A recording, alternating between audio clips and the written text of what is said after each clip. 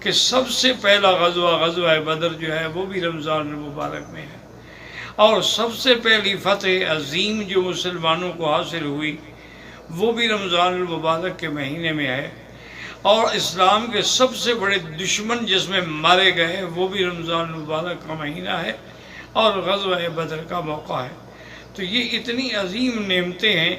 کہ جن کا شکر انسان ادا نہیں کر سکتا، اسی لیے اللہ نے اس آیت کے فوراً بعد کہا کہ لعلکم تشکرون، کہ تم میری نعمتوں میں غور کرو گے تو شکر کرو گے۔ اصل بات یہ تھی کہ مکہ مکرمہ کی زندگی جیسے کہ دنیا پہ واضح ہے کہ اللہ تعالیٰ کے نبی اور مسلمانوں کے لیے بڑی پرآشوب تھی، ان کی زندگی انتہائی مصائب سے گھری ہوئی تھی، یعنی مسجد میں نماز نہیں پڑھنے دیتے تھے۔ حضور صلی اللہ علیہ وسلم کے گلے میں ایک دفعہ کپڑا ڈال کے بدبخت عقبۃ ابن ابی معیط نے اتنا کھینچا کہ آپ کی آنکھیں مبارک ابھر رہی تھیں کہ حضرت صدیق رضی اللہ تعالیٰ آئے، انہوں نے اس ظالم کے سینے پہ زور سے گھسا مارا اور کہا کہ تقتلون رجلا ان یقول ربی اللہ۔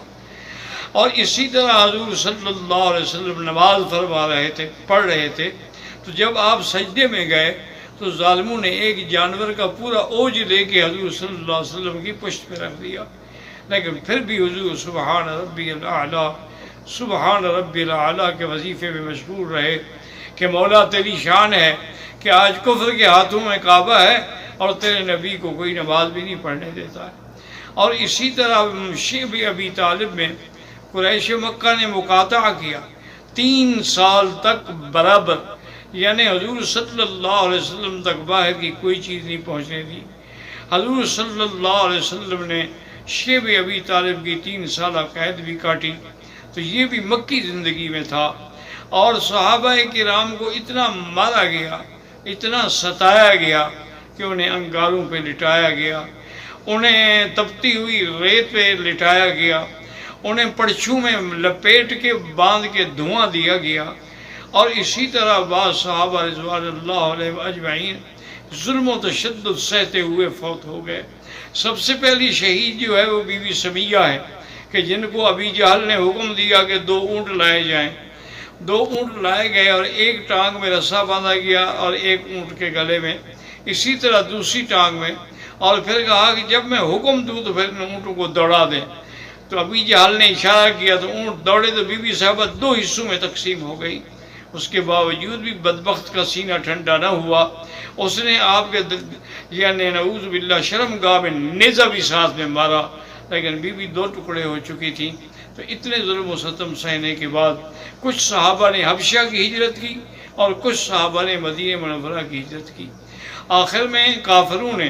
دارالندوہ میں جمع ہو کر فیصلہ کر لیا کہ اب ہم نے اللہ کے پیغمبر کو قتل کرنا ہے، لیکن جب وہ یہ فیصلے کر رہے تھے یمکرون و یمکر اللہ واللہ خیر الماکرین، اللہ نے فرمایا تم بھی تدبیریں کرتے ہو لیکن اللہ کی تدبیر سب سے غالب ہے، اللہ کی تدبیر کا کوئی مقابلہ نہیں کر سکتا۔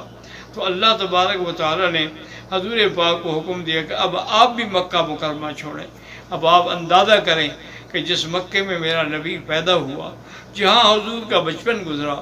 جہاں حضور کا شباب آیا، جہاں حضور صلی اللہ علیہ وسلم پر وحی اتری، آج اسی شہر کو چھوڑنے کا حکم مل رہا تھا